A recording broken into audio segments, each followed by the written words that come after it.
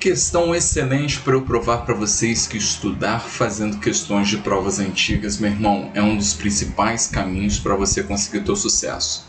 Tá aqui, ó, essa fotoca aí, ó, esse menino fofo aqui, sou o Joe fazendo a questão da UFU 2019. E aí, é o que eu tento passar sempre para vocês aqui, galera. Importante demais que vocês estudem as provas anteriores. Hoje, cara, tá cheio aí de métodos loucos aí na internet, uns, que são válidos, outros, o cara fala aí de aprovação em medicina para uma pessoa sem base com 60 dias de estudo. Gente, pelo amor de Deus, não cai em lorota. Passar num curso concorrido, numa boa universidade como o UFU, exige trabalho. Não vai vir na moleza, galera. Pode ter certeza.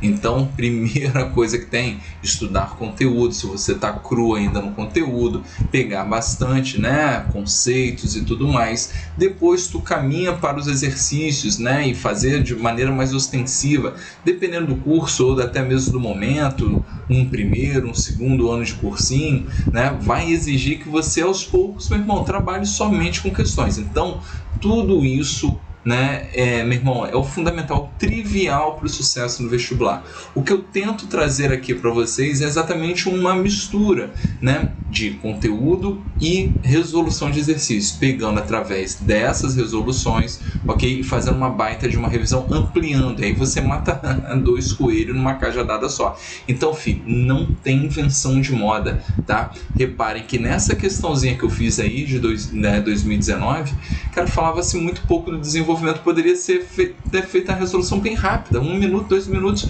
mas eu ampliei e, cara, adiantei aí para quem assistiu esse vídeo essa questão de 2020 e 2022, beleza? Então, gente, é isso. Vamos com tudo, segue a vinheta.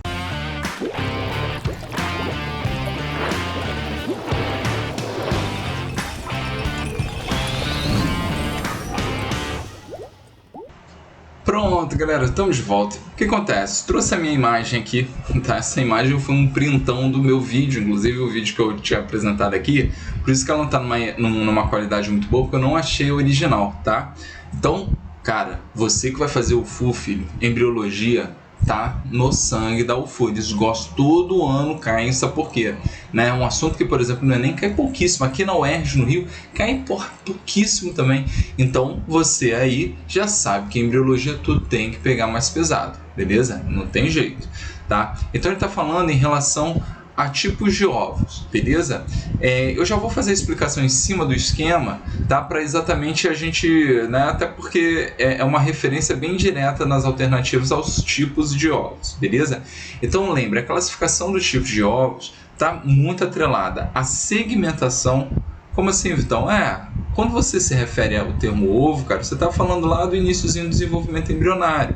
Lembra aqui, ó, né? Tem um ovulinho, né? Um espermatozoide, bateu, formou-se o zigoto. Aí você tem aqui as primeiras divisões. Normalmente, a gente faz como o nosso desenvolvimento, ó, é exatamente assim, ó. Só que não são em todos os ovos que acontece dessa maneira. A gente está caracterizando neste desenho aqui, tá, a segmentação em toda a superfície do ovo. Por isso que a gente chama esse tipo de segmentação, ó, de holoblástica. Ocorre em toda a superfície do embriãozinho, beleza? Do ovinho. Show? Então, neste caso, quando as células estão com um tamanho muito semelhante, ó, ou seja, segmentação holoblástica igual, ok? A gente caracteriza muito o ovo, que é chamado de oligolécito ou isolécito. O termo isolécito, né, a ideia de lécito, galera, vai ser em relação ao vitelo, beleza? Né? Porque o vitelo é a substância nutritiva do embrião aí nesse iniciozinho de desenvolvimento, beleza? Então, ó, repara que eu estou tentando fazer um vermelhinho aqui, ó, tô conseguindo, né? Aqui nesse ovo a gente tem uma distribuição equivalente, só que em pequena quantidade. Só que olha quem é que eu estou caracterizando com um ovo oligolécito ou isolécito. Os mamíferos, né? E aí vem a ideia, pensando principalmente na gente, né, placentário. Cara, o tempo, né, que a gente tem, de fato, né, sem a ligação com nossa mãe, isso é muito pequeno, cara. Lembra que logo após a anidação, o nosso embrião ele vai enraizando, ó, na parede do endométrio. Pensa no endométrio aqui, ó. E aí, cara, ele já começa a fazer trocas, né? Lembra que a gente chama de sincistrofoblasto, isso aqui vai dar origem aos anexos embrionários e tudo mais. Então já começa a rolar essa troca. Por isso que o nosso ovo, né, no nosso desenvolvimento, não exige uma grande quantidade de vitelo, ok? Então o nosso ovo é do tipo oligolesto ou isolesto, beleza? Nos anfíbios, tá, a gente já percebe, ó, que tem células menorzinhas, células maiores. Então você percebe que a segmentação ela é holoblástica, porém desigual. E aí a gente pode fazer uma relação um pouquinho diferente também com a ideia, né, de um ovo não com tanta, né, um pouquinho mais do que o nosso, mas não tanta quantidade de vitelo. Por quê? Porque se esse ovo ele é do anfíbio, lembra que o anfíbio ele tem a fase larval. Então logo que, vai o ovinho, aquela coisa toda, aquela coisa fofa, e logo já forma-se quem? O girinim. Girinim cai fora do ovo, ó, e vai para a vida, tá? Então a gente chama esse ovo de heterolécito, beleza? Não é uma quantidade grandona de vitelo. Quem tem muito vitelo é aquela galera que tem muito tempo dentro do ovo, o pintinho, né? O jacarezinho. Então répteis e aves, cara, olha só, eles têm tanto vitelo, isso muito porque o próprio ovo, cara, olha como que ficou a distribuição desse cara. Ele fez a segmentação parcial, ok? Ofertando aqui ao embrião uma grande quantidade, tá, de vitelo. Tudo isso aqui, ó, é vitelo, cara, né? O polo animal que vai de fato originar o embrião, ele é só essa parte aqui, ó, né, do disco, só essa parte superficial. Por isso, inclusive, ó, que essa formação aqui a gente chama de meroblástica discoidal, ok? Lembra que função vegetativa está relacionada ao que é essencial à vida do cara, né, do indivíduo. Então, a alimentação, né, caracteriza aqui, ó, né, o vitelo é o polo vegetativo, beleza? E aí a gente chama esse ovo de telolécito ou megalécito. Bota na conta dos répteis, bota na conta das aves. Maravilha? Tranquilo, gente? Então, bota aí, ó, é a galera que fica muito tempo dentro do ovo, beleza?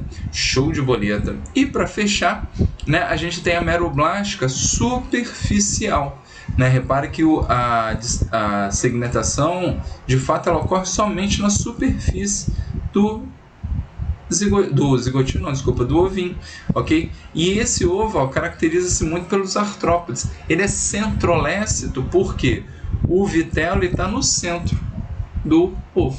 Olha que fofo, beleza? Então, gente, esses são os 4 tipos de ovos que estão aqui nas questões, ó. A gente tem heterolécito, a gente tem um telolécito, a gente tem um centrolécito e os oligolésticos. Então, é fazer a correspondência conforme a nossa explicação, beleza? Então vamos lá. 1. Possuem relativamente pouco vitelo, distribuído mais ou menos homogeneamente no citoplasma. Galera, olha a importância de você, né, ter a noção aí de algumas origens de palavras e tudo mais, né? Se você não tivesse essa explicação na mente, mas se você tivesse, né, a ideia do, né, bem que ele botou o oligolécito, né, não botou o iso, mas se ele tivesse botado o isolécito, né, que caracteriza, né, igual, ok? Então a gente ficaria até um pouco mais fácil, né? Mas enfim, possui relativamente pouco vitelo. E aí o pouco você faz referência com o oligo, ok? E distribuir de maneira homogênea, beleza? Então, ó, dava para matar com o entendimento do nome. Então, 1 ficou 1D, beleza? 2, aqui, ó, nessa brincadeira já matava a questão A, não matava não. Aqui dava para eliminar a A e a C, ficava no 50-50 aqui. 2.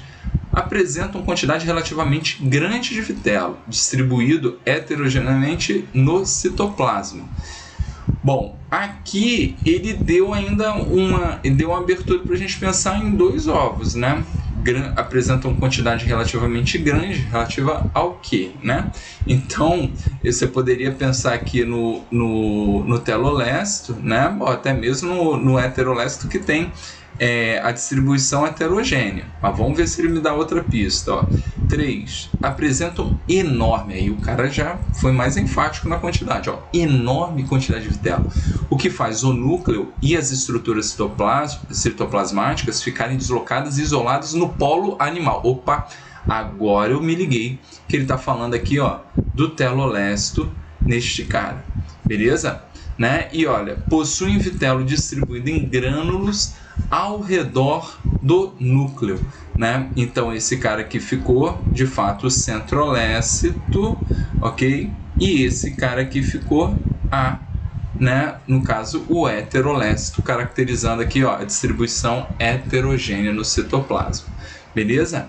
Então ficou D, A, B e C de cuscuz, né? Então ficou letra D. Maravilha, galera? Então vale a pena, ó, a relação principalmente com esses vertebrados aqui, ó, mamífero, anfíbio, répteis e aves, e bota na conta aqui do centrolécito os artrópodes. Show? Galera, espero que tenham curtido. Espero que tenham seguido aí as dicas, cara. Fiquem ligados, refaçam provas. Você que está aí se preparando, cara, que vai dar bom. Valeu, forte abraço, até a próxima.